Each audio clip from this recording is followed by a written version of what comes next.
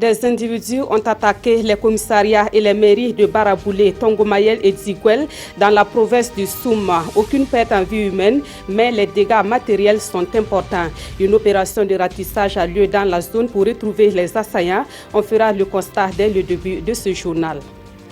Le Burkina Faso et l'Union européenne revisitent les axes de leur coopération. Les deux parties ont échangé hier à ce sujet et à l'occasion, un accord de financement d'un montant de 77 milliards de francs CFA a été matérialisé. Cette somme est destinée au financement des secteurs de l'agriculture et de la sécurité alimentaire. Le Festival panafricain du cinéma et de la télévision de Ouagadougou bat son plein. L'homme qui répare les femmes, la colère d'Hippocrate, c'est l'intitulé du film documentaire qui était à l'affiche hier soir au ciné Nerwaya. Dans ce film, le réalisateur belge Thierry Michel raconte l'épreuve des femmes victimes de viols en RDC et le sourire qu'elles retrouvent grâce à l'engagement des médecins de ce pays. À l'étranger, le Nigeria accuse le gouvernement sud-africain de ne pas protéger la communauté nigériane contre les violences xénophobes en Afrique du Sud. Une accusation rejetée par l'Afrique du Sud qui risque de mettre à mal les relations entre les deux pays. Mesdames, Messieurs, bonsoir et merci de nous suivre. Cela dit, le poste de police et la mairie de Tongomayel dans la province du Sahel ont été la cible d'attaques dans la nuit du 27 au 26 février. Bilan des bureaux vandalisés et incendiés, de même que du matériel emporté par les assaillants. Des assaillants non encore identifiés, mais qui se réclament d'un groupe dénommé Ansarul Islam. On fait le constat avec Alexis Ouedraogo et Bernard Diassou. Le commissariat de police et la mairie de Tongomayel ont été attaqués. Bilan: plus d'une quinzaine de motos brûlées, des bureaux saccagés ou incendiés et du matériel dont un tricycle et des motocyclettes emportés. À la mairie de Tongomayel, tout comme au commissariat de police de la commune, les auteurs ont pris le soin de laisser le même message par Ansarul Islam. Les tirs ont commencé à 23h50 et puis les tirs se multiplient puisque ce n'est pas un seul tir. Mais bon, les tirs des armées, les armes sont différentes. Il y a des gros tirs, il y a des petits tirs. Parce que le bruit là, bon, il y avait une très haute différence. Bon, ils étaient là, bon, ils ont fait même le tour du village à pied. Et puis jusqu'à quelque chose de 1h40 comme ça, 45, on a cessé d'entendre le coup. Puisqu'ils étaient venus en moto. D'autres disaient qu'il y avait un véhicule qui était garé derrière la porte, comme on n'a pas vu le véhicule. Mais les motos, on a vu ça. Fort heureusement, aucun blessé ni de mort n'a été enregistré selon les sources sécuritaires et des témoignages recueillis sur place. Les populations de Tongomayel, mécontentes de ces actes, ont apporté leur soutien à la police et ont promis mieux collaborer avec les forces de sécurité et de défense dans leur lutte contre le terrorisme. Vraiment, on a peur, vraiment, on n'est pas satisfait de ça là. Vraiment, c'est trop inquiétant. Ces individus, non encore identifiés, seraient venus à bord de 2 véhicules et après leur forfait, auraient pris la route décidée en direction du Mali. Et au même moment, d'autres attaques se déroulaient dans les départements de Baraboulé et de Djiguel, toujours dans la province du Soum. Et c'est à peu près le même scénario. Dans ces localités, les assaillants ont ciblé les commissariats et les mairies qu'ils ont vandalisés et incendiés. On fait le constat avec Martin Ouedraogo et Joseph Bambara. Un bureau calciné, des plafonds éventrés, des archives réduites en cendres, c'est ce qui reste de ce bureau de la préfecture de Djiguel après le passage de ces assaillants. Ces assaillants sont venus sur 3 motos aux environs d'1h du matin. Ils ont également pris d'assaut la mairie de Djiguel où ils ont emporté 2 ordinateurs et la somme de 34 500 francs. Nous avons vu que les archives qui ont été éparpillées, il y a certains bureaux qui ont reçu en tout cas des balles. Nous avons vu les impacts. Ces assaillants avaient préalablement entamé leurs actions destructrices par le département de Baraboulé, situé à 25 km de Djiguel. Là, ils ont pris d'assaut le commissariat à 23h. Bilan de l'assaut, 2 motos incendiées, 2 autres emportées, une dame légèrement blessée et les murs du commissariat criblés de balles. C'est toujours les appeler à la collaboration parce que sans information, les forces de défense et de sécurité, même si elles sont suffisamment armées, ne pourront vraiment vaincre ces ennemis-là. D'après des sources sécuritaires, les assaillants au nombre d'une dizaine auraient pris la direction du Mali, situé à 7 km de Djiguel. Et justement, en rapport avec ces attaques, le ministre d'État, ministre de la Sécurité intérieure, dans un communiqué, a indiqué qu'un ratissage est en cours dans les localités en vue de retrouver les assaillants. Et le ministre d'État, Simon Compaoré, d'inviter la population au calme et à la sérénité et à dénoncer tout cas suspect aux forces de défense et de sécurité. Autre point de l'actualité, deux délégations de l'Union économique et monétaire ouest-africaine étaient ce matin au palais de Kosiam. La première délégation était composée des présidents des instances de régulation de l'audiovisuel de l'Union économique et monétaire ouest-africaine. Ils ont échangé avec le président du Faso sur les grands défis de l'audiovisuel à l'ère du numérique et de la télévision numérique des terres. L'autre délégation a été reçue par le chef de l'État et celle du comité interparlementaire de l'UEMOA. Plus de précisions avec Yacouba Gamene et Zalista Sanfo. Les présidents des instances de régulation de l'audiovisuel de l'UEMOA chez le président du Faso. Ils sont ici pour parler des régulations des médias à l'ère du numérique et à l'ère où tout se passe sur la toile et semble échapper à la réglementation en vigueur. Le défi, c'est la nouvelle télévision. Ce sont les nouveaux écrans qui arrivent également. Le défi, ce sont les moyens logistiques et financiers qui permettent aux régulateurs de faire leur travail dans de bonnes conditions. Le défi, c'est également de se mettre d'accord sur un minimum de standards. L'exigence, c'est comment lier la liberté d'expression avec une forme de régulation flexible mais vigilante qui permettent au secteur de se développer. Une délégation de l'UEMOA qui fait place à une autre délégation de l'UEMOA. Cette fois-ci, ce sont les membres du comité interparlementaire de l'UEMOA.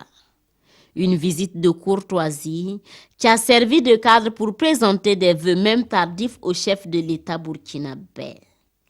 Et actualité oblige, l'attaque des commissariats de Tongomayel et de Baraboulé s'est invitée aux échanges. Une attaque de trop que ces parlementaires déplorent et promettent accompagner le Burkina Faso. Je crois qu'on va durcir la position. Et désormais, il y a une collaboration franche entre tous les États et il y a une mise en commun des moyens pour combattre cela. Convaincu que seule une synergie d'action de tous les pays peut aider à vaincre le terrorisme, ces parlementaires de l'UEMOA promettent œuvrer dans ce sens.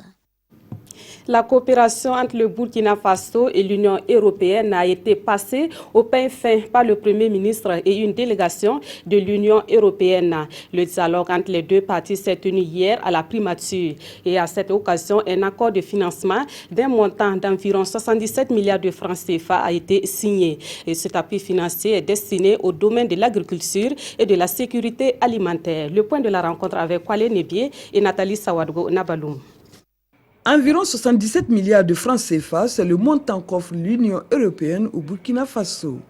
Matérialisé ici par ces signatures, ce fonds va servir au financement du PASSANAD, le programme d'appui à la sécurité alimentaire et nutritionnelle, à l'agriculture durable et à la résilience au Burkina Faso. Mais avant la signature de la convention, un dialogue sur des défis comme la sécurité, l'énergie et les genres ont été abordés. Le premier point d'échange, c'était un peu une revue de la coopération entre le Burkina Faso et l'Union européenne. Et à ce niveau, c'est une satisfaction totale puisque les fonds sont engagés à plus de 85% à l'heure actuelle. Le deuxième point de dialogue, c'était les perspectives. Et dans les perspectives, nous avons estimé qu'il était important de renforcer la coopération dans les secteurs actuels, que ce soit au niveau par exemple de l'agriculture, ce que nous venons de signer. Le Burkina Faso est un pays crédible, selon le directeur général de la coopération internationale et de développement de la Commission européenne. Il faut nécessairement l'accompagner dans ses priorités de développement. L'état de la coopération entre l'Union européenne et le Burkina Faso se porte donc bien. Un taux d'engagement remarquable et des plans qui vont appeler non seulement la mobilisation rapide des ressources encore à engager, mais la mobilisation de ressources additionnelles. Ce programme d'appui budgétaire sectoriel dans le cadre du 11e FED a pour objectif global de contribuer à la réduction de la pauvreté au Burkina Faso. Le Passanade est prévu pour une durée de 5 ans jusqu'en 2021. Toujours à la primature hier, le chef du gouvernement a également échangé avec une délégation de parlementaires allemands. Au menu des échanges, l'état de la coopération entre le Burkina Faso et l'Allemagne et les politiques à mettre en place pour améliorer cette coopération. Mais avant de se rendre au Premier ministère, la même délégation était à l'Assemblée nationale où elle a rencontré le président de cette institution. On fait le point avec Nathalie Sawadgo Nabaloum. Une délégation parlementaire de la République fédérale d'Allemagne chez le Premier ministre Paul Kabatieba. La délégation est venue s'enquérir de l'évolution de la situation économique et sociale et de la sécurité au Burkina Faso. Was wir heute alles gemacht haben. Dans nos entretiens, nous avons convenu en effet que nous insisterions auprès du gouvernement allemand pour qu'il fasse encore davantage, bien davantage pour le développement économique du pays. Mais avant la primature, la délégation a rencontré le président de l'Assemblée nationale. Avec Salif Diallo, il a été question de l'état de la coopération entre les deux parlements. Une coopération qui devrait se matérialiser bientôt par l'organisation d'un colloque à Ouagadougou sur la migration, sur proposition de Salif Diallo. Dans le cadre de la coopération entre les parlements, nous avons notre groupe d'amitié entre le Burkina Faso et l'Allemagne et nous reprenons volontiers la proposition exprimée par le président de l'Assemblée nationale d'organiser ici à Ouagadougou un colloque sur la migration. La réponse favorable de la délégation parlementaire allemande à cette proposition du président de l'Assemblée vient confirmer une fois de plus la vitalité des relations entre l'Allemagne et le Burkina Faso. Autre point de l'actualité, ce 26 février, le Conseil supérieur de la magistrature a tenu sa première session ordinaire de l'année 2017.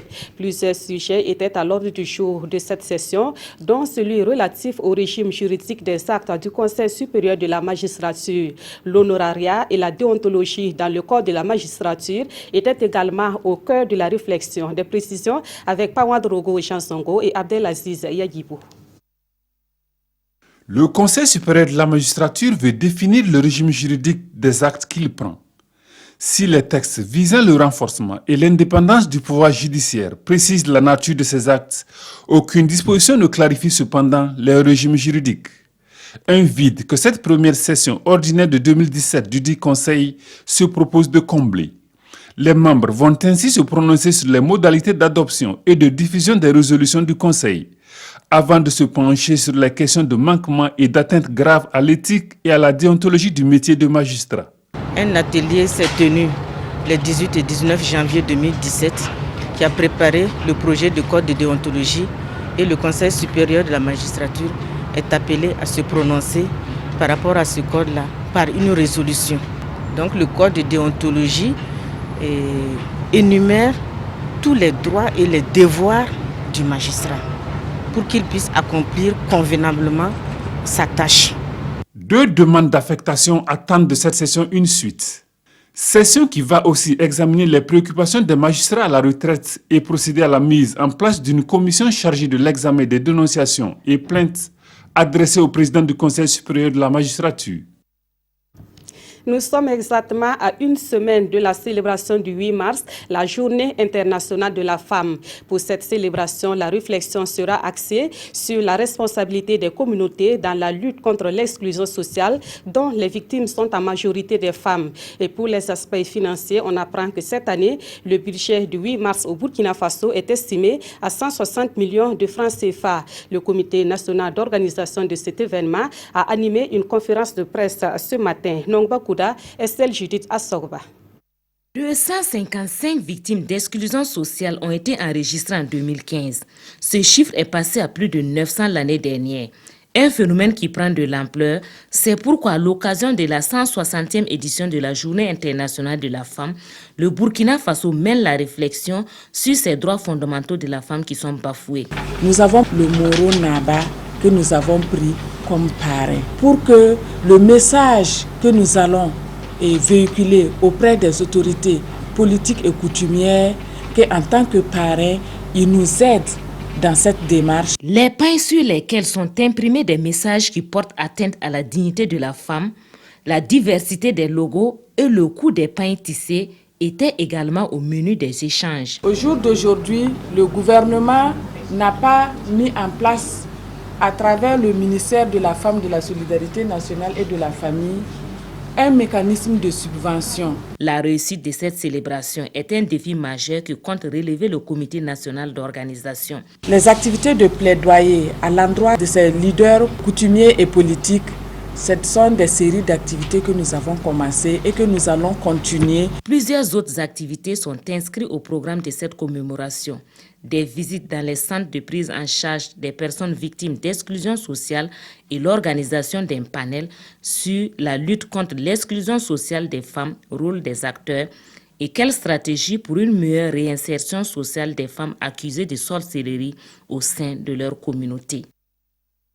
Venons-en au FESPACO édition 2017 qui bat son plein dans la capitale burkinabé. L'homme qui répare les femmes, la colère d'Hippocrate, voici l'intitulé du film documentaire qui était à l'affiche hier au ciné Nerwaya. Ce film est du réalisateur belge Thierry Michel et il raconte le phénomène du viol pendant la guerre dont plusieurs femmes de la République démocratique du Congo ont été victimes. Mais fort heureusement, ces femmes retrouvent le sourire grâce à l'œuvre d'un médecin de ce pays. Découvrons ce film avec Roger Kam et Maïmouna Traoré. Des populations massacrées, des femmes et même des enfants de 2 mois violés avec destruction de l'appareil génital par des hommes armés. Ce sont des milices et parfois des soldats de l'armée régulière.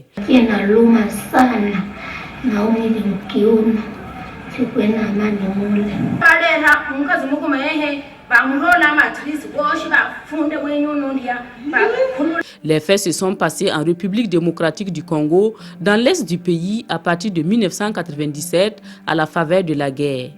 Je ressors de ce film avec le cœur vraiment découragé pour ce que je ne peux pas imaginer qu'on fasse ça à des enfants. Franchement, bon, moi je suis dépassée. On connaît un peu cette histoire-là, mais de voir ces témoignages de jeunes filles en particulier dans la structure du docteur, c'était vraiment touchant et important, je pense, d'entendre leur voix aussi et de mettre des voix et des visages sur ces histoires. L'histoire de ce film, L'homme qui répare les femmes, est liée à celle de Denis Mukwege, ce chirurgien et gynécologue qui se bat pour soigner physiquement et psychologiquement ces femmes. Il monte au créneau pour dénoncer ces actes barbares. Quand j'ai su qu'on avait essayé de l'assassiner, qu'on avait assassiné un de ses proches, je me suis dit il faut faire un film sur ces femmes, sur cette guerre et aussi sur ce docteur, parce que ce docteur est un homme de conviction. L'Afrique a besoin aujourd'hui de leaders qui sont des hommes qui ont une conviction profonde, qui ont le courage de leurs opinions, qui prennent des risques et qui savent fédérer des communautés pour qu'elles entrent en résistance contre tous ces prédateurs, tous ces dictateurs qui affament l'Afrique et qui détruisent les États dans tous les pays du continent. Le tournage, c'était difficile parce que c'est des témoignages extrêmement éprouvants. Donc pour nous, c'était difficile d'écouter ces femmes et de voir des images que vous n'avez pas vues. Ce film documentaire de 112 minutes a été diffusé en Afrique, en Europe, aux États-Unis et devant des instances internationales de décision. Le souhait du docteur Mukwege et du réalisateur est que le viol soit reconnu comme un crime contre l'humanité et que les auteurs soient punis. Loin des salles de projection, la réflexion est lancée depuis ce matin sur le thème de cette 25e édition du FESPACO qui porte sur la formation au métier du cinéma et de l'audiovisuel. Le colloque du FESPACO 2017 réunit des chercheurs, des réalisateurs et autres techniciens du 7e art africain à la salle des fêtes de Ouaga 2000. Il est attendu de ce colloque un manifeste sur la compétitivité du cinéma africain pour son meilleur positionnement sur la scène mondiale. Le reportage de Roger Kam et Draman Guinée. Réalisateurs, acteurs et techniciens du cinéma sont ici en réflexion sur le devenir du cinéma africain. Le colloque du FESPACO 2017, comme celui de 2005, se penche sur la question de formation au métier du cinéma et de l'audiovisuel. Une formation qui se présente aujourd'hui comme l'une des conditions de la compétitivité du cinéma africain dans un monde en perpétuelle évolution. Évolution dans les modes de production, les outils de production, évolution dans les modes de diffusion aussi. parce que bientôt on va pouvoir voir des films sur les téléphones portables. Vous comprenez que c'est un défi énorme pour un continent tel que l'Afrique, qui doit se donner les moyens de former dans tous les métiers des jeunes qui soient capables de raconter leur société et de témoigner sur la vie de leur peuple. La première école africaine de formation en cinéma est née en 1932 en Égypte. Et à ce jour, des écoles et instituts sont nés un peu partout en Afrique, mais des défis restent encore à relever. Et le gouvernement burkinabé est impatient de découvrir les recommandations de ce colloque pour redorer le blason du cinéma africain. Nous allons accorder une attention particulière à ces recommandations, étudier leur mise en œuvre et veiller véritablement à leur application. Depuis 1901, les Africains font des films, mais jusqu'à nos jours, les œuvres africaines se défendent difficilement à l'étranger. De ce colloque vont donc naître des idées d'une industrialisation du cinéma africain.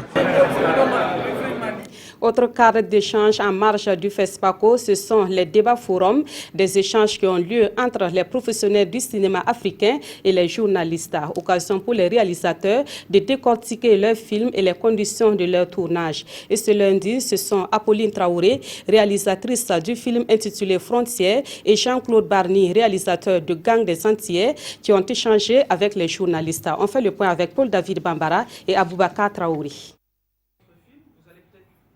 Face aux journalistes, pour ce premier acte du forum débat FESPACO 2017, la réalisatrice du long métrage Frontières, la Burkinabé Apolline Traoré, et les réalisateurs du film Les Gangs des Antillais, le Guadeloupéen Jean-Claude Barny. Les hommes et femmes des médias ont voulu savoir plus sur les conditions de tournage et les messages véhiculés dans ces deux films. Le personnage principal qui s'appelle Louis Cléry, c'est une histoire vraie, qui a vécu dans cette France où il y avait beaucoup d'espoir pour les immigrants, pensant que cette France était accueillante. Et à la finalité, il n'y a eu que de déception. Et lui, malheureusement, a pris les voies du crime et par la force du courage et de l'intellect, s'est redressé et a pris l'écriture comme sauvegarde. Et le message de ce film, c'est vraiment d'essayer d'être très réaliste sur ce qu'on nous a demandé de faire pour nous intégrer. Et qu'à la finalité, il n'y a rien qui s'est passé comme prévu. S'appuyant sur le périple de 4 femmes dans quelques pays de la sous-région, Apolline Traoré, elle, interpelle les autorités sur la vulgarisation et l'application des textes de libre circulation dans la zone CEDEAO. Le message est vraiment pour tout le monde, pour qu'on puisse se mobiliser et on puisse se comprendre. Et si on veut appliquer ces lois, que ces lois soient déjà comprises par la population, parce qu'il y a beaucoup de ces femmes-là, comme je l'ai dit, qui ne savent ni lire ni écrire. Les Gangs des Antillais de Jean-Claude Barny et Frontières de Apolline Traoré sont en compétition pour l'étalon d'or de Yenenga au FESPACO 2017. Et puis le comité d'organisation du FESPACO veut davantage susciter des vocations au métier du cinéma chez les plus jeunes. C'est ainsi que depuis 2003, à chaque édition du FESPACO, un espace est réservé aux jeunes. Cet espace donne également aux jeunes une occasion de suivre des films dont les thématiques les concernent. Dénommé Espace Junior, son ouverture est intervenue hier lundi 27 février. On voit cela avec Ibrahima Sondier et Kadi Sanogo. Le FESPACO n'a pas oublié les jeunes. Depuis 2003, un espace appelé Espace Junior est réservé aux jeunes du préscolaire, du primaire et du secondaire. Cet espace a été créé pour susciter des vocations au métier du cinéma, révéler des talents et surtout créer une habitude à voir les films en salle au niveau des jeunes. L'espace junior est un espace qui permet de commencer déjà une sorte d'éducation cinématographique pour les enfants. Il faudrait permettre que les jeunes puissent, de manière informelle, comme aussi à l'école, parce qu'il y a des curricula qui ont été déjà fabriqués à ce niveau, donc de manière informelle, que les jeunes puissent découvrir les œuvres cinématographiques qui existent et qui puissent également connaître les réalisateurs et voir comme des modèles qu'ils pourront découvrir afin de pouvoir se lancer ultérieurement dans des métiers, par exemple du cinéma. Plusieurs activités sont prévues pour les jeunes dans le cadre de cet espace junior.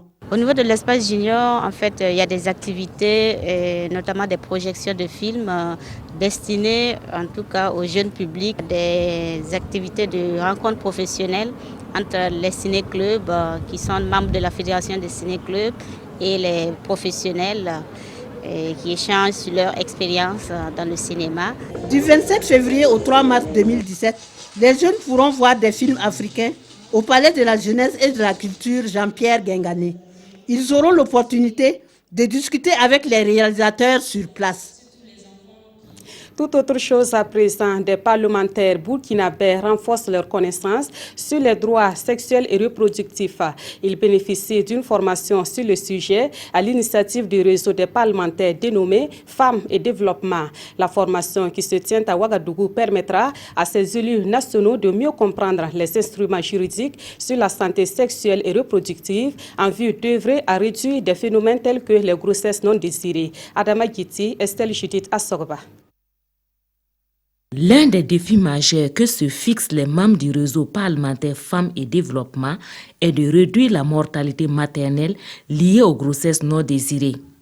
Dans le but d'atteindre cet objectif, ces élus se forment pour être mieux outillés sur la question.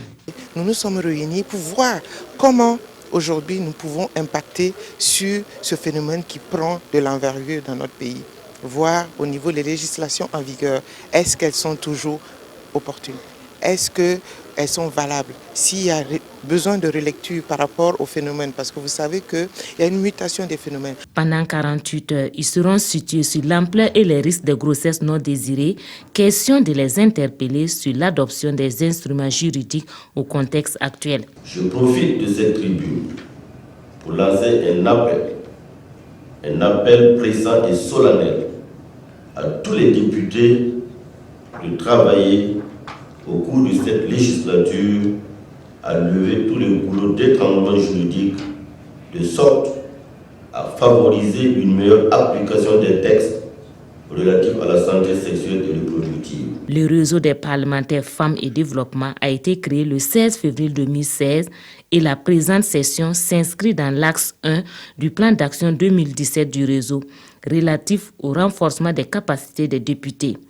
Elle a été rendue possible grâce au soutien technique et financier des partenaires Médecins du Monde, Access Right et IPAS Health.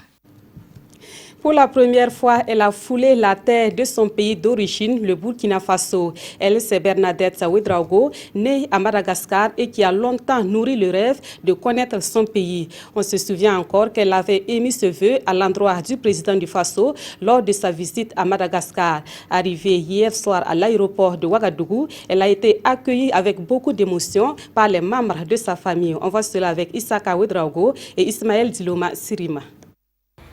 Pour la première fois, elle foule la terre de ses ancêtres à 58 ans. Bernadette Ouedraogo est née à Madagascar.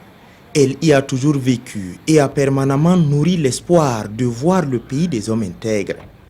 On se souvient encore de son plaidoyer en novembre dernier, en marge des activités de la francophonie, où elle demande au président du Faso de lui permettre de visiter son pays. Je me remercie le président de la République du Burkina Faso, parce que sans lui, je n'arrive jamais à cet endroit en ce moment. C'est à cause de lui, il a tenu sa promesse. À son arrivée, elle est accueillie par son frère aîné. Un moment de retrouvailles et de vive émotion.